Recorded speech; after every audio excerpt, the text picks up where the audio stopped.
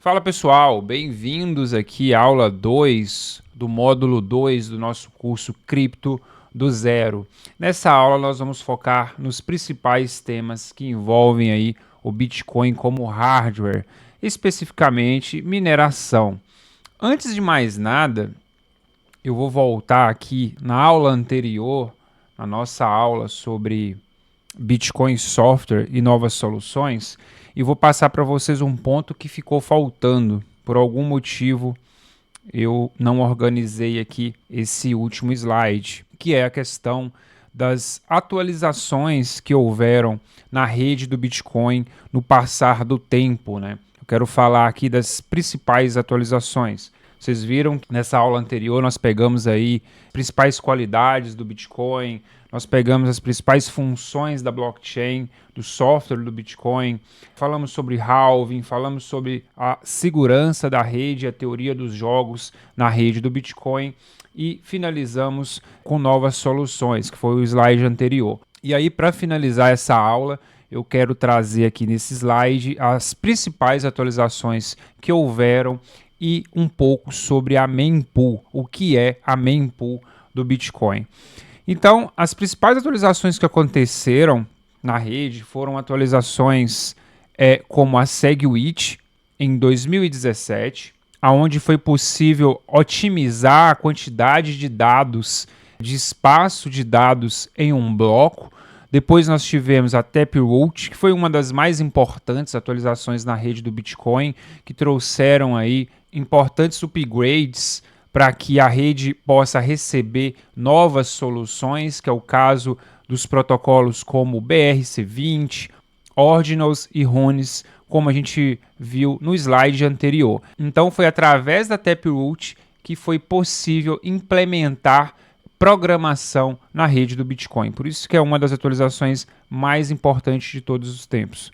E aí nós tivemos a Snore, que foi uma atualização que veio junto com a Taproot, possibilitando o aumento da privacidade e o desempenho da rede. Então, essas foram atualizações que aconteceram e agora vou falar aqui sobre algumas que estão por vir. São atualizações que estão em discussão e planejamento. Essas atualizações elas não foram implantadas. Uma das coisas boas da rede do Bitcoin é a questão de tudo que vai ser implementado na rede passa por um consenso de votação. A rede tem que aprovar para essa atualização ela ser implementada ou não. Isso em diversas camadas, mas de modo geral aí é assim que funciona. Esse é um dos pontos fortes do poder da descentralização da rede do Bitcoin.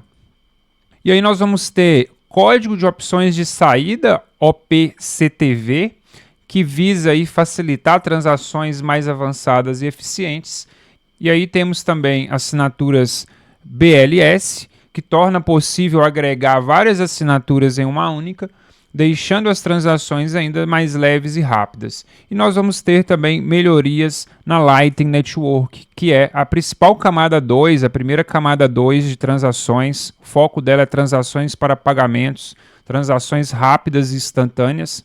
É um protocolo que visa escalar a rede do Bitcoin, que ele está sempre em constante evolução. Então nós vamos ter também outras atualizações na rede Lightning Network do Bitcoin. Eu cheguei a falar um pouco deles nessa aula anterior sobre Bitcoin como software. Vocês não precisam se preocupar com os nomes, com os conceitos técnicos. Eu estou tentando trazer tudo de forma mais simplificada possível. Hoje a magnitude da rede do Bitcoin ela é tão grande que qualquer atualização, qualquer coisa que aconteça na rede vai ser notícia e nós vamos ficar sabendo. E aí agora eu quero falar um pouco para vocês da mempool. A mempool é uma área de memória temporária que armazena transações ainda não confirmadas, aguardando inclusão em blocos. O site que vocês podem acompanhar esses dados é o mempool.space e vocês vão estar se deparando aí com essa tela aqui abaixo, onde na esquerda, em amarelo, meio verde aqui, nós temos as transações que estão por vir, as próximas transações que vão entrar na blockchain do Bitcoin. Aqui o tempo dela, quanto tempo falta para essa transação entrar. A cada 10 minutos um novo bloco ele é minerado. Aqui nós temos o valor dessa transação em sats/VB, que é o formato da taxa cobrada para a transação ser executada. E aí, na direita, em meio roxo aqui, meio azul, nós temos os blocos que já foram minerados. Quando que esses blocos foram minerados, a taxa que foi paga, o número do bloco, qual foi o número do bloco que foi minerado. E aqui, interessante, de forma bem resumida, nós acessamos esse site para entender aí qual está sendo a taxa gasta, quanto a gente precisa pagar ou acrescentar em uma transação. Nós temos aqui abaixo as taxas cobradas para validar a transação, para a nossa transação ela entrar no bloco, desde prioridade mais baixa, que é a normal. Na verdade, a normal é a do meio aqui, e nós temos a prioridade máxima. Então, aqui nesse momento, se eu quisesse que a minha transação ela fosse incluída no próximo bloco, de forma mais segura, eu teria que, na hora de dar o OK na transação, eu teria que colocar 6 sats/VB, ao invés de utilizar, por exemplo, o visor normal que mostra na transação ou 4 sat ou 5 sat. Então, a mempool ela serve para a gente entrar e entender como que está o fator de taxas cobradas na rede para uma transação ela ser incluída no bloco. Se você tem urgência que a sua transação seja colocada no bloco, a gente entra nesse site, vê quanto que foi pago para as transações entrar nos últimos blocos e a gente coloca um pouco a mais nessa transação para ela ser executada. É similar um pouco à rede do Ethereum. Na rede do Ethereum nós temos o Gray. Achei interessante trazer esse ponto aqui para vocês entenderem aí quanto que está sendo cobrado para colocar uma transação no bloco e entender esse conceito. Agora vamos voltar aqui, vamos começar a nossa aula de hoje.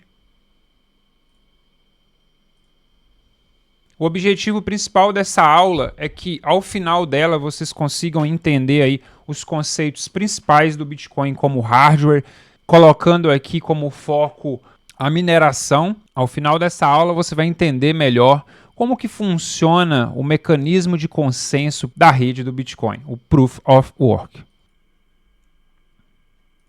Então, pessoal, dentro aqui da estrutura operacional do Bitcoin como hardware, nós temos os mineradores e os equipamentos, onde os mineradores são responsáveis por resolver cálculo e desafios complexos para encontrar um número específico chamado nonce e adicionar novos blocos à blockchain. Então esses mineradores, essas máquinas, elas trabalham intensamente com poder computacional muito alto para encontrar um código chamado nonce.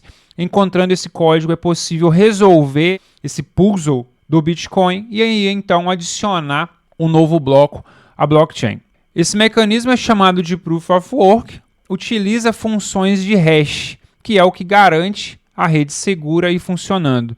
E explicando um pouco aqui o significado dos hashes, de hash rate, da onde vem isso, né? Tudo na rede do Bitcoin está alinhado a hash. Os hashes são responsáveis por comprimir dados de forma digital, de uma maneira simplificada aqui para vocês.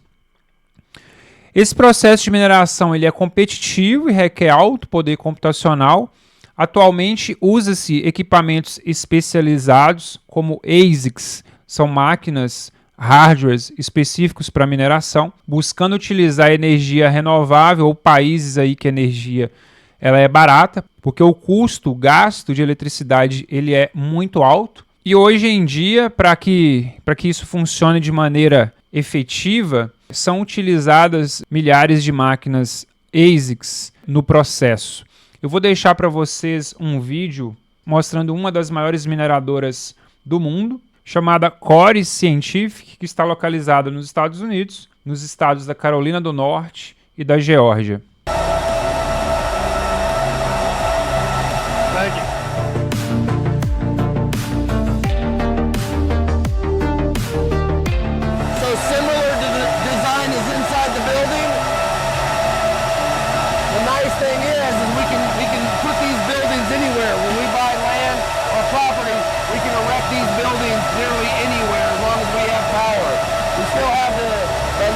IDF, it's a redundant network, and we go up to 16 feet. then we put the thermal barrier on the outside just beyond, so the total building is only 10 feet wide.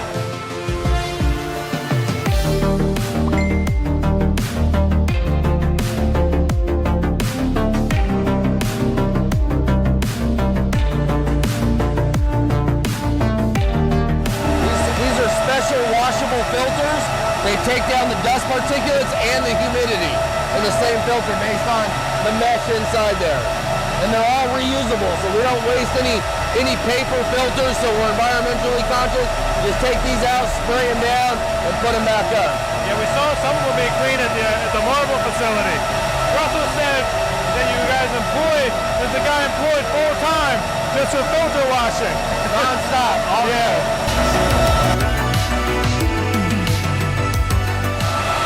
If a machine goes down, just puts a foam insert in the machine's place so the hot air doesn't poison the cold dial.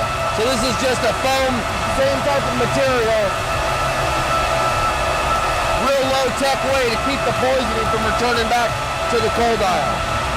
And then you can see we have the way we've built this design is it's flexible for any type of machine. Since we're a hosting facility, we don't know what flavor machine's going to come next, so we want to have a flexible design from a power, network, and rack space availability. Yeah, it seems very modular. I mean, you literally just cut out what you need. That's exactly right. That's exactly right.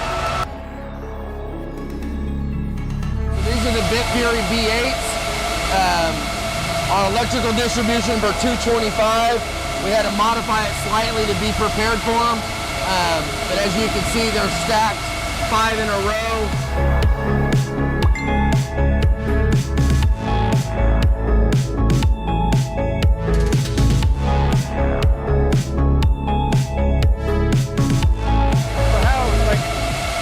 Do you just have like a little mini lift that you use for them? Yeah, it's a single man scissor lift as they get in here. We built these walls right here to where this is modular. We can take out this 8-foot section, it'll pop out, and then we can bring a lift in here. We can palletize machines, sit them in here for deployment, and then when we're done, we just bolt that back together.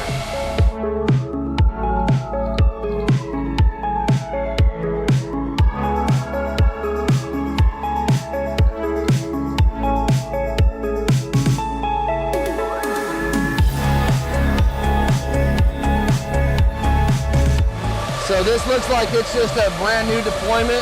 They're just staging the machines and getting them ready. You see the lifts are in here. They're getting them all cabled up and ready to go. So this is just really a bunch of machines that are just sitting here. We got them turned on, ready to go. They're bootstrapped and they're mining, but they still have to add the thermal barrier and then do some cable management. Downtime costs money. That's right. That's right. Yeah, so you can tell here our pre-deployment team is, putting all the network cabling in, and it has every cable has a wire wrap label on it that tells you exactly which switch and which port on the switch. That way when we're deploying, they know exactly what switch it's going to, where it's plugged in. It's good for troubleshooting, it's good for self-healing, all those things. Yeah,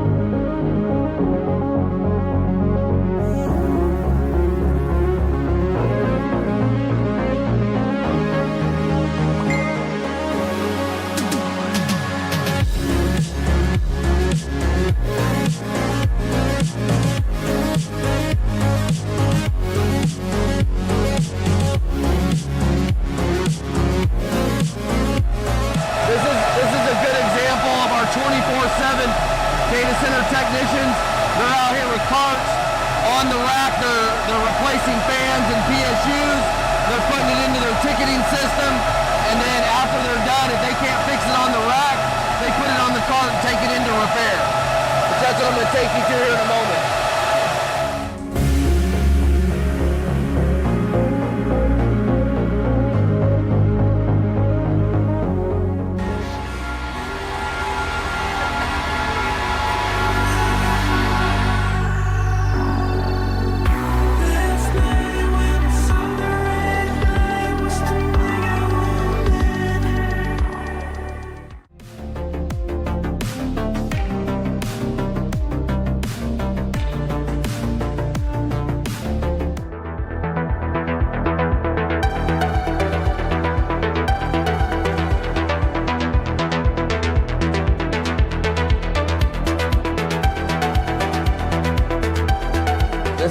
This is our repair center for Dalton, Georgia. This is the smaller one because this facility is not that big compared to Marble. You saw our repair center there.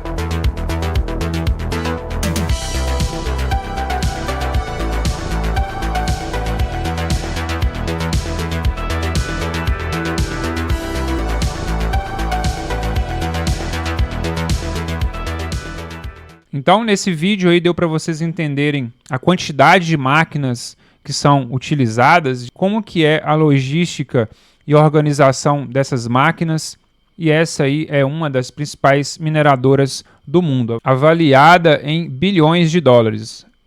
E aí, seguindo aqui, dentro ainda de mineradores e validadores, nós falamos sobre mineradores no slide anterior, e agora entendendo um pouco sobre o que são e como funciona os validadores, os full nodes.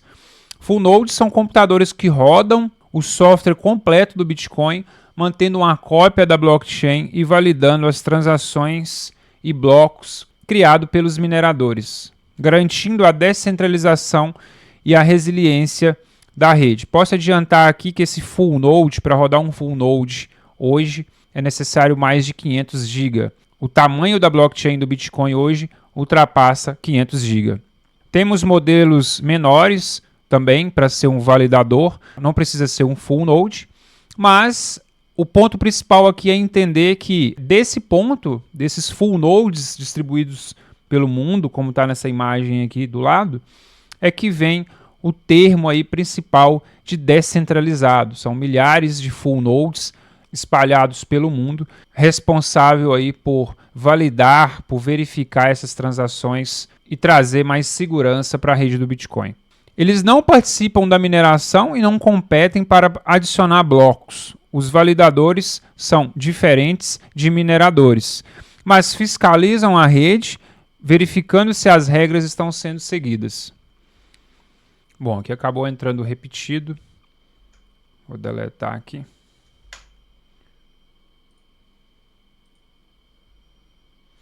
Então, aqui deu para a gente entender a principal função dos validadores, e o ponto mais importante aqui é entender que validadores eles não ganham recompensas por minerar blocos, eles não fazem esse trabalho. Os mineradores fazem o trabalho de validador, ganham essas recompensas, mas os validadores não mineram blocos. Eles não ganham recompensas por ajudar na rede. Nós vamos ver mais sobre isso agora aqui no próximo slide.